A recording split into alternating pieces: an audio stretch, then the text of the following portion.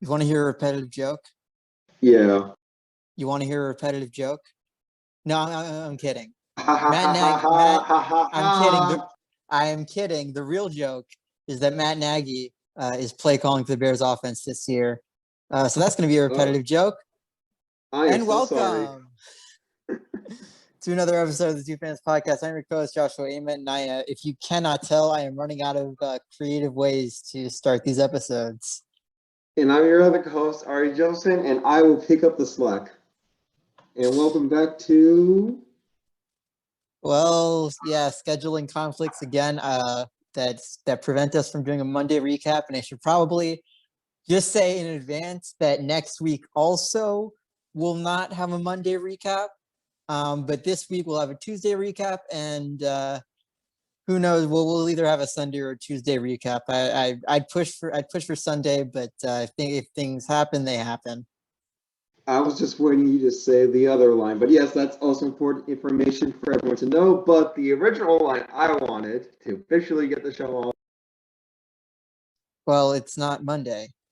So I see you with the clown horn, but you don't hold on. You established the precedent that we don't do the clown horn for a Tuesday recap. I thought it was Monday. I thought it was Monday. Yeah, at this point, like when our city, like we really have to have nothing to do, just sort of like waiting out, like face-off just ended. Everything, days kind of blend into one another, but it is in fact Tuesday, and I will tell you why, because Monday nights are when NCAA men's basketball national championship games are held, and it was held last night. But I want to, before we go into that game, talk about the Final Four matchup between UCLA and Gonzaga, because that one, man, that was quite the game. Yeah, and I think for a lot of people, that's their best game of the tournament. It's definitely going to be a top two. I hear a lot of people say the Oral Roberts versus Ohio State is their number one, but it was just an incredible game. I mean, UCLA for what they did, especially being the number 11 team, was incredible. I think if anyone could say that. I don't think that's an understatement. I don't think that's a hot take. And this really shows you what I always say: you don't need to be the best to go far. And it was just an incredible game that obviously there was a last minute buzzer beater, incredible shot. And yeah, I don't know what more to say. I mean, yeah, it was absolutely like an offensive showcase, both teams scoring 90 points, which, I mean, especially in college, yes, went to overtime, but I mean, that was, if you haven't watched the highlights of it, watch it. And if you haven't watched Jalen Suggs half-court buzzer beater in overtime to send them to the championship game, what are you even doing at this point? But don't get too caught up on Gonzaga, because they still did lose just last night in the national championship game to Baylor, and it really wasn't even close. No, not at all. And we all knew Gonzaga had an incredible season. The only undefeated team to make the finals since the 3-point was established, undefeated throughout the regular season and the playoffs, and they got demolished by Baylor. And before we get to hot takes, yeah, this was a good game, honestly. I don't think there was really anything in fault. Gonzaga didn't play bad per se, but Baylor just outplayed them. Yeah, Baylor was I mean, out of their minds. Guys like you got Davion Mitchell and I mean Jared Butler, Vital. I can't even, like, just so many pieces of that team contributing. And listen, I'm not going to act like I'm such a good college basketball analyst or even a basketball analyst, but just as a spectator, like, I noticed, yeah, Baylor made a lot of 3-pointers. Yeah, Jalen Suggs and Drew Timme got into foul trouble. Yeah, Baylor was locking down defensively, getting chances, rebounds defensively and offensively. I mean, there's just so much that Baylor did right that's not really a fault to Gonzaga, but just a reminder for the people who always predict the number one overall seed to win, is that everything needs to go right, even for the absolute best team. And you have, it's just that one off day that's enough to stop a perfect season. And unfortunately, Gonzaga just ran into that Baylor team. Yeah, definitely. And this was a good game for Gonzaga. I think we could all say that. But Baylor really outperformed on both sides. And a big aspect was that incredible defense. Just to go to team stats, they had 8 steals and 5 blocks, which compared to Gonzaga's was 4 steals and 3 blocks.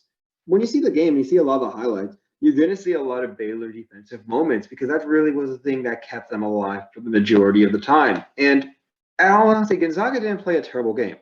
They played 70 points, which is pretty good for college basketball, but Baylor just outperformed them. And congratulations to the Baylor Bears on winning their first ever NCAA tournament. Yeah, of course. Even for Gonzaga, it would have been either one of their first championships. Baylor first, especially Baylor, of course, because they had not even made the Final Four since 1950. And if you want to go back, I mean, to by the time we were born, like 2003, the Baylor, the whole basketball program was in pretty much total chaos. The sort of the former head coach sort of allowing a lot of less than ideal things to happen. I don't know too much of the details, so I don't think it's right for me to get into them. But to say that Scott Drew did not come in there and in the past nearly 20 years now completely rebuild the Baylor men's basketball program is just a credit to him and to the culture that he's established there. Oh, definitely. Congratulations to all the Baylor players. And this congratulations to all the teams because at the end of the day, it's hard to make a March Madness. I think that's something we don't really establish. Even the bottom teams really have to fight their way to that spot.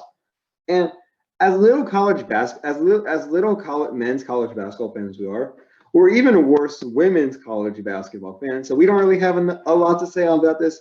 But congratulations to Stanford for winning the women's championship in their March Madness. Yeah, I also realized that we're probably a little bit too late on the UConn Baylor Elite Eight matchup, but I feel like since we're on the topic of women's college basketball, that we kind of omitted that in our previous Tuesday recap. But just a complaint I have on just the game of basketball.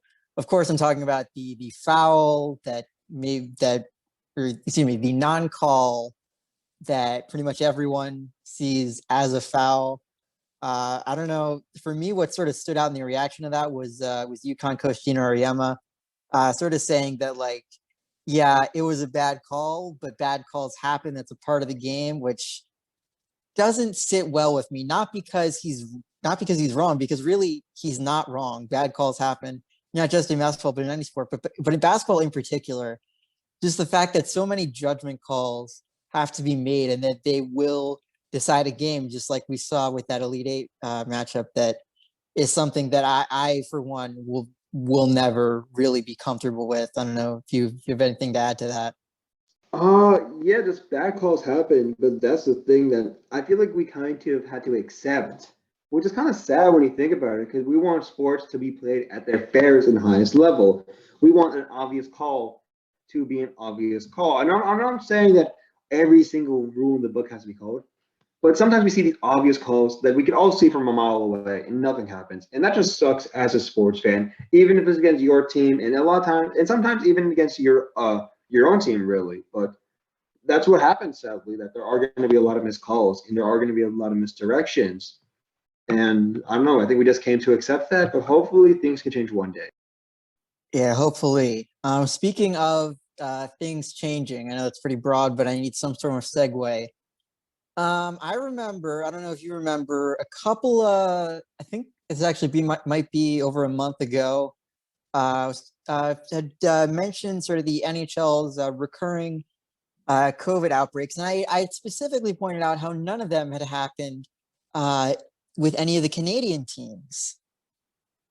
And well, let's just say that things have changed pretty much since towards the last week of March. The Montreal Canadiens were shut down for 4 games due to what might have been a minor outbreak between 2 of their players tested positive. I know they were worried about other players testing positive. But fortunately, they are now back to playing. What makes this so much I guess the main, and which should be honestly be really scary to a lot of us, that I feel like it's just brushed over so much because it's hockey.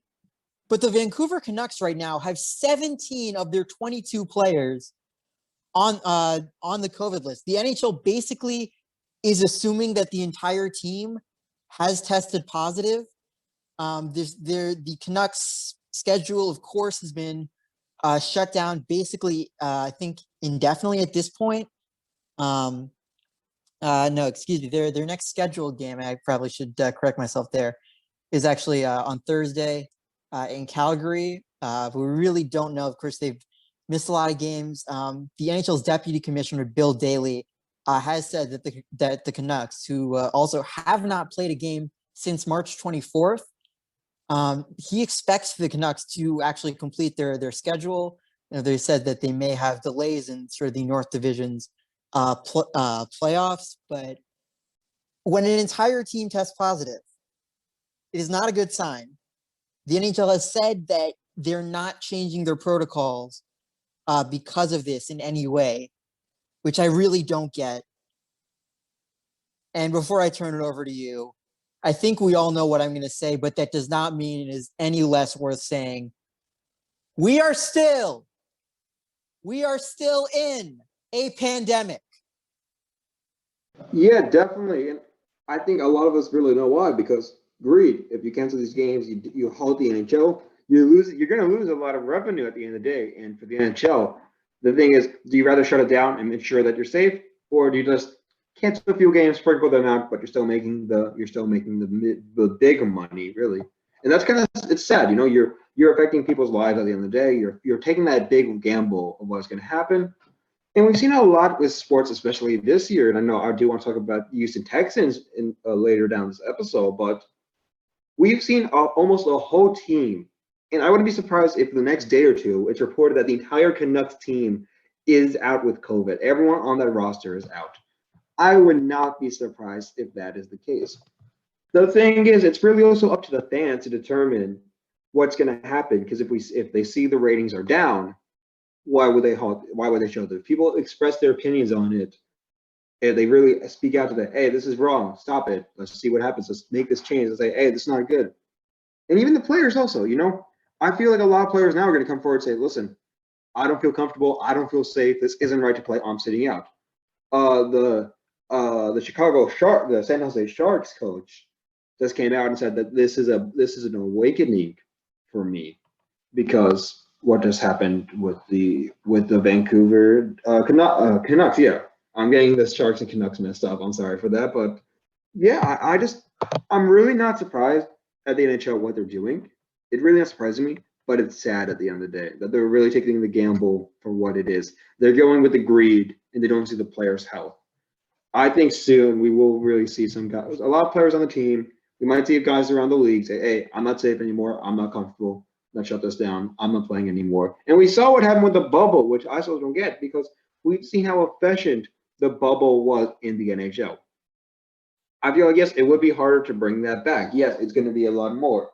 But you have the revenue to do it, and you're ensuring the safety of the players and all the staff. Yeah, to me, it just makes no sense why the NHL isn't even doing anything to tighten up its protocols. Because if this happened under the current NHL protocols, they haven't been changed for a while. And now, of course, the Canucks, by the way, I should also note that this is a relatively a new strain of COVID that's broken out within the Canucks team. Again, if they play Thursday, they're playing the Calgary Flames. If they just have let one positive player slip through the cracks, that spreads to Calgary, could spread to the entire North Division. If a player gets traded and tested positive, you have no idea. Even just another team would have this level of mayhem would be too much. But the possibilities are just terrifying. Definitely. And there's nothing else I really could add to what Josh said, because you really just said it perfectly, and it's just sad also, really, for what the NHL is doing. Not surprising, but hopefully players and fans have enough to what to say to make it happen. Yeah, of course. I would expect You know what? No, that was sorry. I was trying to think of some segue, but I feel like some segues are just left unsaid. Let's just move on to I think what could have been our top story. But again, segues lead to other stories. But the MLB has planned in 2021 to have their All-Star game in Atlanta. Now, of course, Georgia as a whole, if you haven't been paying attention to the political world, Georgia state representatives have passed a voting rights bill that restricts access to voting. I'm trying to say this in some sort of impartial way, but I know people have strong opinions on it. Many companies have gone on record publicly condemning this bill, saying that it makes it unnecessarily harder for specifically people of color to vote. And people have been wondering what the MLB would do with the All-Star game in Atlanta over this past week. The MLB officially made a statement deciding that they will move the All-Star game this year out of Atlanta. We'll move it to Denver instead. Yeah, and I can't believe I'm about to say what I'm going to say. Please, no one take this out of context. Rob Manfred did something right. Not even right. He did something respectable.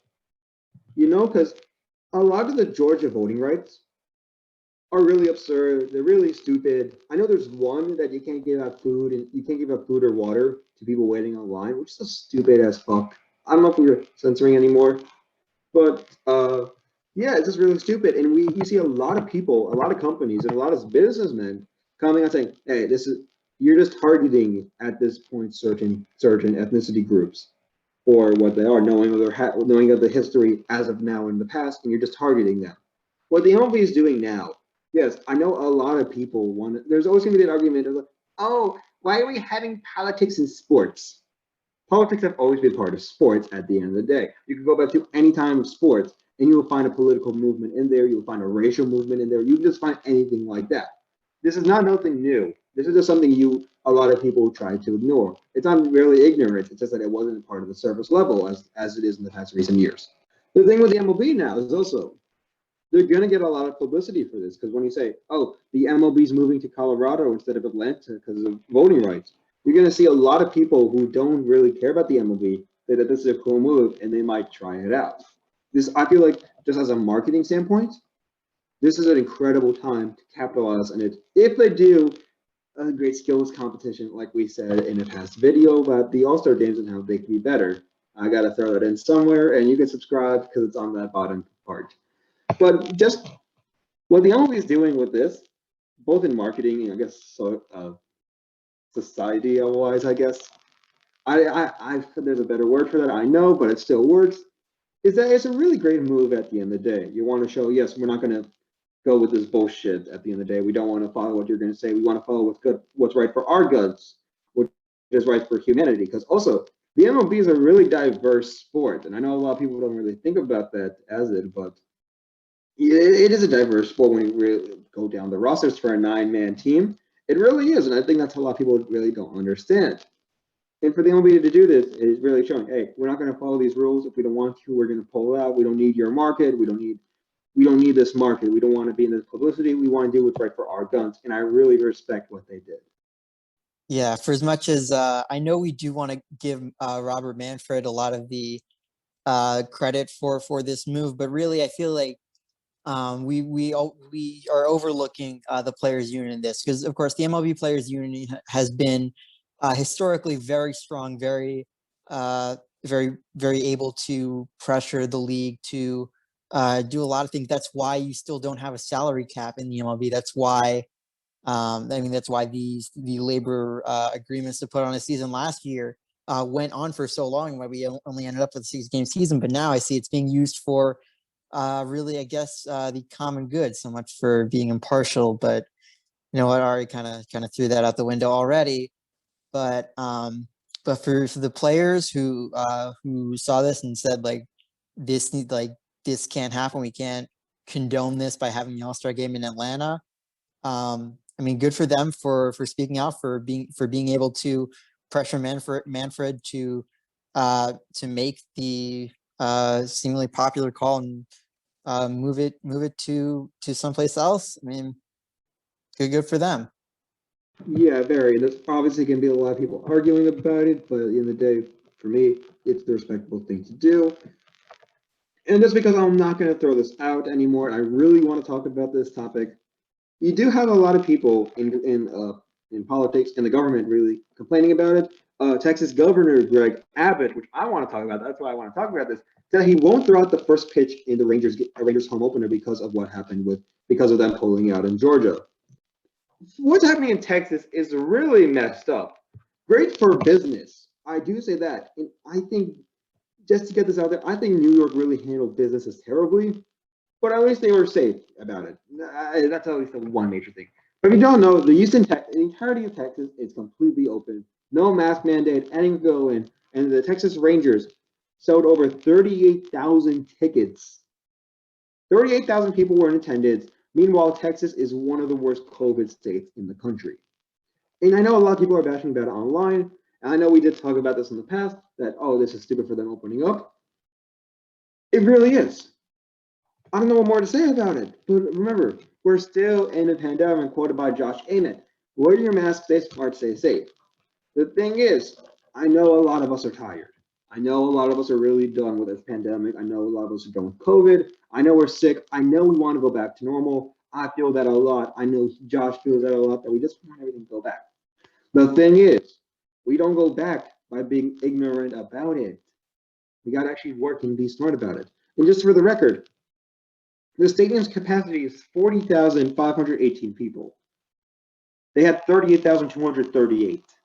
Now, as a New Yorker, I gotta admit, I think Cuomo really did bad with. I like Cuomo for a lot of things, but for just shutting down the businesses and not helping them. Meanwhile, you have a lot of the mandates that really destroy businesses was bad. But at the end of the day, New York was a safe state, you know. And I think a lot of us, no matter if you're Democrat, Republican, or whatever your state is, I think it's time we just solve Texas. I mean, what really is there? Remember, that's where the Cowboys play. Do you really want to be in the same country as the Dallas Cowboys? But really, Texas, be better. You know we're still in a pandemic, and you know things are not going to get any better, especially with a second strain of COVID out there. Yeah, I can't really say any more to that other than reiterating that we are still in a pandemic, that just that opening up, like, listen, I can understand at this point seeing some optimism with 10 and maybe 20% capacity. But I mean, to say, I can't even like begin, like there's some arguments where you all you can say is just no, and that's what I feel like with this. Like, do you not see the pandemic, and you see it and you say we're gonna ignore it because it's not gonna ignore you. And I would have a feeling that if you want to go and test everyone who was at the Rangers home opener, you'd see a lot of positives. Yes, so if you see a lot of the videos in the crowd in the stadium, you're not really going to see a mask. You're going to see some, which is good because at least people are cautious. Now, I'm not saying don't go in crowds, stay isolated, stay under the barrier. I know I was out yesterday at a vigil, and I know for me personally, I stayed smart. I kept my mask on, I stayed away from the majority of the crowds, and I had a fun time. The thing is, you got to be smart of how you're going to go out. If you're going to go out with no mask, sitting in an area with 30,000 people, you know you're not doing right. You got to be smart about this. And that's really something we don't really understand. I know just for me, I got a lot of cousins overseas. And every time we speak, they're like, hey, what's happening in America? And we're just a laughing stock at the end of the day. And I think this has to be a wake up call for a lot of us. If you see the outside news, you're going to see a lot of things about America that aren't pretty, that aren't nice. And I think that's one of the first things we got to notice as a country, that we're not perfect, especially with COVID. You know, we didn't really handle it well as now, but we can always change it. I think we got to be smart. We got to be smarter about this. And that's really all I can say. Texas, do better. All right, let's move now to some bit of news that actually doesn't concern COVID or politics. I know shocking in this week. But Sam Darnold has been traded from the Jets to the Carolina Panthers over this past weekend in exchange for a sixth-round pick this year, as well as a second and a fourth-round pick next year. So what angle do we want to start breaking it down from? Let's go by the Jets first, because if you listen to our over videos, if I highly recommend you do. You will know that I was a big supporter of the New York Jets, and I was a big supporter of building around Sam Darnold. I even said that the Jets could be in the wild card next year, and the Jets could be an AFC East champions in the next 3 to 5 years.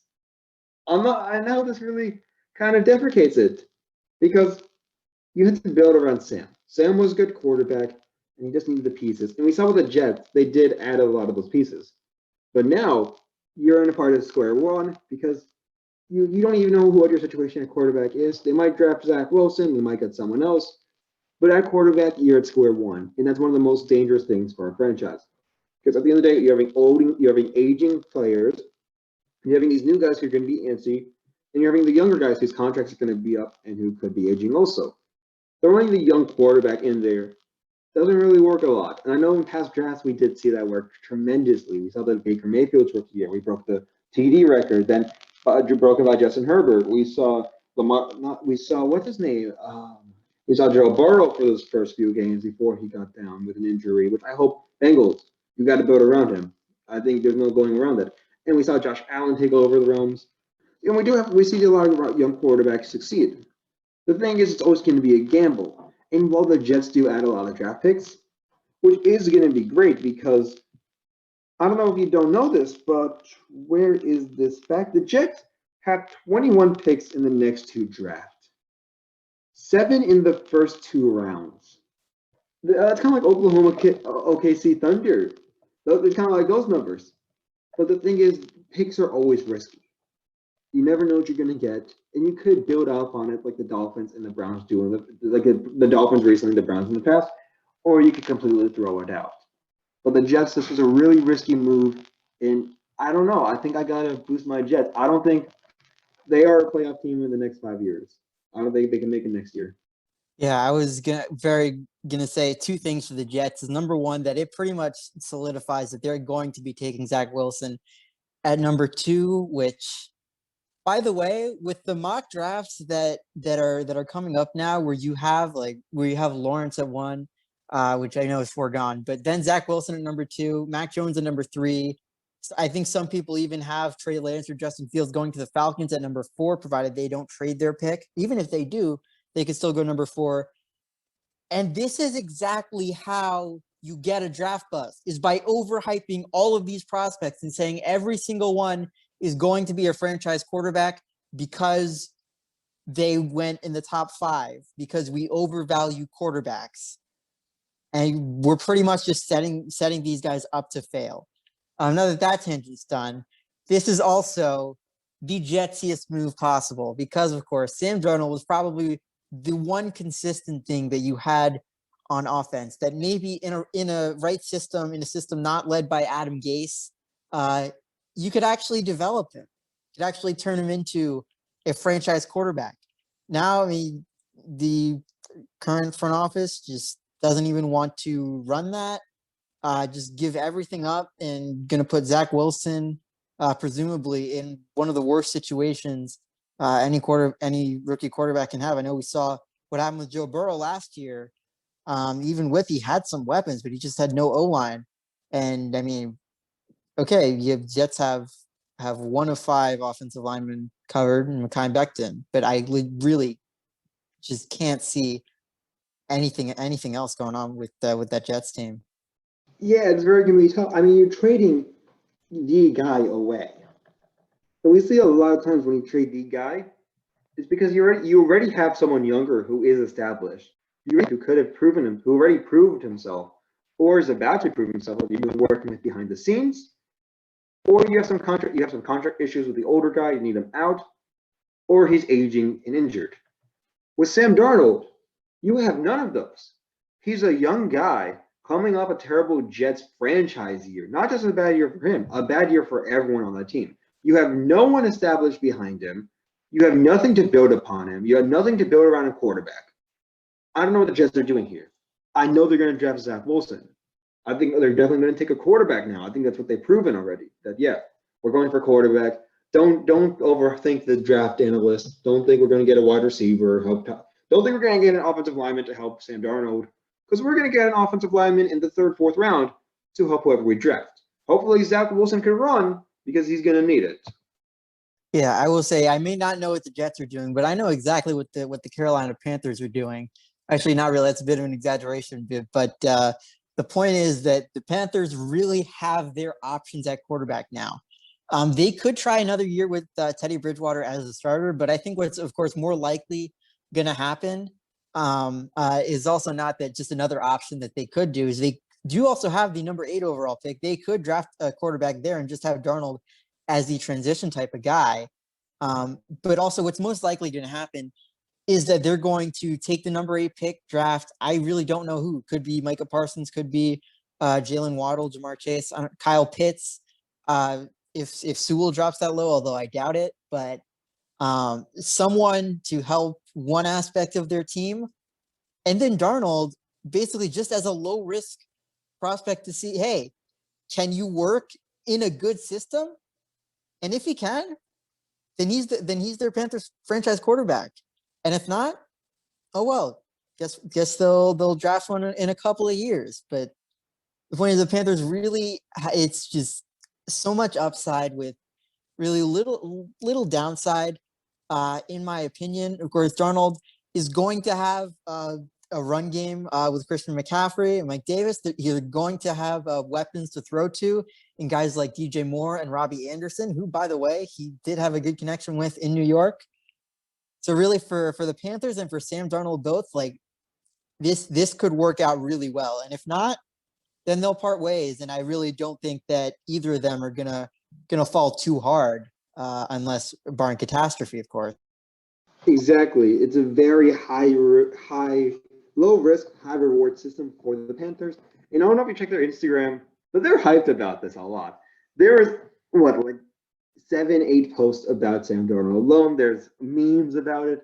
And one thing that's very interesting to prove your point is there's just pictures of Sam Darnold and Robbie Anderson in Jets uniforms.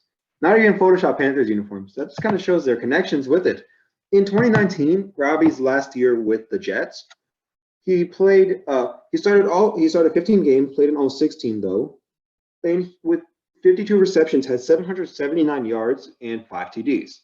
That's not bad when you consider you had a quarterback who was in his second year in the NFL. That connection is only going to go stronger in that Panther system. And while losing Curtis Samuel is very big, as he was one of the most underrated quarterbacks in the league, you still have a lot of guys. I mean, you got Robbie Anderson and you got DJ Moore, like you said. You got David Moore again, who I think only a lot of us know because he did that New Edition dance. If it isn't love, why does it hurt so bad? Okay, I'm going to stop before I embarrass myself more, but you got a lot of offensive weapons. And even at quarterback, why take one in the draft in the next few years? Why not work with PJ Walker? Why not go another shot with another Asian veteran who could come up in the next few years? The quarterback room is stacked. You either keep it with Teddy, see what he could do, go to Darnold, your new guy that you didn't even give up a first for, or you could go to PJ Walker, who did have an incredible first game in that year, a kind of disappointing second game, but he's still someone who's young who could prove himself. And mind you, Sam Darnold's 23. He has a lot of time to develop. It's not the end of his career. And I think a big thing people will say to that is because when you look at the win-loss ratio, it's pretty bad. But I know this is a separate topic. I don't really think quarterbacks deserve to have the win-loss records in their stats. Football is a team game at the end of the day. Why does it go to the quarterback when they can have an incredible 40-point game on offense, but the defense just doesn't show?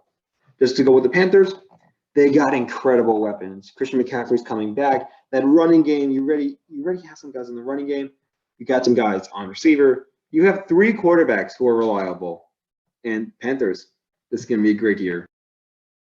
Yeah, will be very exciting. I know we've been high on the Panthers for a while now. This, I think, doesn't really only adds to the excitement of what could be in the Panthers. Maybe, of course, not this year specifically, but the future is definitely bright over in Charlotte. On the basketball side of it, not with Charlotte, but just basketball in general. Because I need some sort of segues. But in the basketball realm, professional basketball realm, I should add, the Milwaukee Bucks have extended Jrue Holiday for 4 years, $160 million up to, I should say, which, if you can do the math, is $40 million a year. Which, by the way, I just need to put into context, because over that time, he's going to be making more average salary than Chris Paul, LeBron James, Anthony Davis, Klay Thompson, Tobias Harris, and Chris Middleton, among just about everyone else. He would be the 6th highest paid player in the NBA. Damn. Yeah, I'm a little surprised, but remember, the dude in his career, he's a one-time All-Star, 2-time All-Defense. He is, however, 30 years old. He's kind of on the aging side, especially when you consider basketball. But just looking at this year, 17 points per game, 0.5 blocks, 1.8 steals, the best in his career, 5.4 assists, and 4.6 rebounds. It's not pretty bad. It's not bad at all. My only concern is that the Bucks are 3rd in the Eastern Conference, which it isn't bad for the Bucks. The roster is pretty decent. You got both. I'm never gonna pronounce the name. You got Giannis and his brother. I'm not pronouncing their last names. I'm not gonna attempt it. We all know that's gonna be really embarrassing for me. You got Jrue, who's an incredible number 2 guy. You got Brook Lopez, who's on the older side, but he's still Brook Lopez. He's gonna be one of those guys. Chris Middleton is a reliable guy. PJ Tucker, who you acquired by the Rockets in a trade. This is one of the most even-sided things, because if it works, yeah, you got Jrue Holiday for 4 more years. You got Jrue? He's an incredible player, a great number 2 guy, and he's just an incredible number 2 guy. That's really all he is. But if he fails, you wasted all that money on him instead of that Bucks team where they really can't get over the hump. We've seen time and time again where Giannis is overplayed, he's overtired, he's the only guy there doing the job. And if Jrue fails, you wasted all that money on him. Yeah, I don't exactly know the figures between how much Giannis, Chris Middleton, and Jrue Holiday now are going to be paid going into the next few seasons. But I would be absolutely shocked if the Bucks can find any cap space to sign another free agent. Which really, for a team like the Bucks, who pretty much always feel like they're at the top of the standings in the regular season, but just haven't broken through in the playoffs yet, it's not a situation you want to be in. Because really, at this point, all you're doing is just, the only thing you can do is sacrifice draft capital, which, by the way, a late first-round pick is nowhere near as good as a mid to early first-round pick. So what little draft capital you have to sacrifice to try to get whatever piece may fit. And if it does and you win a championship, that's great and it all works out. But if it doesn't, then you're just left with a team that just comes so close, so much, locked into cap hell, and without any draft picks to develop. So it's a very risky move for the Bucks. I will say that. And if it works out, egg on my face. But I don't see how Jrue Holiday you can afford to make Jrue Holiday a top 10 paid player in the NBA. Yeah, he's Jrue Holiday. He's one of those guys you really never know what's going to happen. One of those really quieter, great players in the league. And he's still a reliable number 2 guy. The thing is, we hardly see guys perform good or decent at 33, 34. And that's weird for the NBA. I know that for a lot of sports, that's not really a big of a case. But in the NBA, it is. And when he fails, if he fails, you really just failed. It's going to be one of those, you have one of the generational type players on a team, and you can never just go over the hump. We've seen that time and time again in this league, especially, where we have this one great star and a team can just never build around him. They can never get over the top. it's kind of like the past Rocket teams, the past Thunder teams. I guess you can make the case for, I guess you can make the Clippers teams of the early 2010s. You could kind of see it with the 76ers now. But you're just going to be one of those teams, a team no one wants to be, a team kind of forgotten in time. The only thing relevancy about them is that they had one or two great players with an incredible move, incredible memes that come out still to this very day, but can just never really push to the top. That's the fate Milwaukee really has on their hands now, and it's not looking good for them. Yeah, of course, it will be interesting to see how this plays out in the next couple of years. Maybe, of course, they prove us wrong. Maybe they prove us right. We will not be the ones to. Well, we're the ones to predict, but we won't be the ones to affirm whether it happens or not. So I don't know, Ari, if you have any bit of good news you wanna bring towards the end, because I have something, unless you have something better. It's good. I think this might be a personal thing for me. Isaiah Thomas is with the Pelicans. I love Isaiah Thomas. I think he's an incredible NBA player. I think Boston completely screwed him over. I think injuries really hurt him. But he's just proof that you don't need to be physically great. You got to be mentally great when it comes to sports. He's 5'9", and he's always had the attitude of a guy who's 7'10". Let's be honest, that's always how Isaiah Thomas presents himself. Always played at that level, always presented himself there, and he's with the Pelicans. And it's just good. I'm just happy to see him back. I love the guy, man, and that's just really it. I think he's going to kill it in the Pelicans. I think this is great for the Pelicans as a veteran guy. We've seen a lot of weird things with Zion Williamson. He's not as hyped anymore, which it's kind of weird because he was the hypest guy, in my opinion, in the NBA, especially for a rookie. He couldn't go anywhere on social media or on the news without seeing his face. Even on News 12, the local news, I know News 12 Westchester from everything. The local Westchester news was having stories of Zion Williamson, which is just absurd. You never really see a player like that come out, and it's just kind of quiet. I think the Pelicans have a lot of great potential, and Isaiah Thomas is a great player who's adding that veteran front for them. Yeah, it's exciting to see Isaiah Thomas back. You know what else it's exciting to see back? Baseball. You know who the most exciting player in baseball is? Hands down, Shohei Ohtani. I think, might be for the first time in his career, at least to my knowledge. But on Sunday, he pitched against the White Sox while also batting second in the order. Which, by the way, a pitcher is not batted that far up in the order in over 100 years. So that in itself is enough to be excited for. But it's not just that. While Ohtani had a good outing on the mound, pitched 4+ innings, gave up 1 earned, 2 unearned, only 2 hits, 7 strikeouts, so 5 walks. He hit 101 miles an hour early on with a fastball. And then in that same inning, batting second, he hit a home run, 115 miles per hour off the bat, which is the hardest hit home run, try saying that 5 times fast, in Angel StatCast history.